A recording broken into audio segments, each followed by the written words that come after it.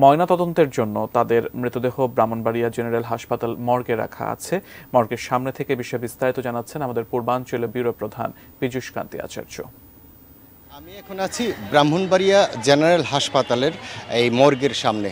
এই মর্গে কিন্তু একই পরিবারের 4 জন সদস্যের মরদেহ আছে। নবীনগর সার্কেলের অতিরিক্ত পুলিশ সুপার আমাকে জানিয়েছেন যে তারা গতকাল রাত 10টার দিকে এই যে কাপড় ব্যবসায়ী সোহাগ মিয়া, তার স্ত্রী এবং 2 সন্তান একসাথে ঘুমিয়ে পড়েন। পরবর্তীতে আজকে সকালে তারা যখন ঘুম থেকে উঠতে দেরি করছিল, আশেপাশের লোকজন এসে কিন্তু তারা দরজা ধাক্কাধাক্কি করছিল। এক পর্যায়ে তাদের সন্দেহ হলে তারা কিন্তু পুলিশকে খবর দেয়। এই ঘটনা শোনার পর কিন্তু এই নবীনগর পৌর এলাকার যে বিজয়পাড়া গ্রাম আছে, বিজয়পাড়া গ্রামে শত শত নারী পুরুষ কিন্তু ভিড় করেছে কঠোরভাবে তদন্ত করে কি কারণে তারা আত্মহত্যা করলো নাকি অন্য কোনো কারণে কোনো হত্যাকাণ্ড হয়েছে এই বিষয়ে কিন্তু তারা খতিয়ে দেখছে।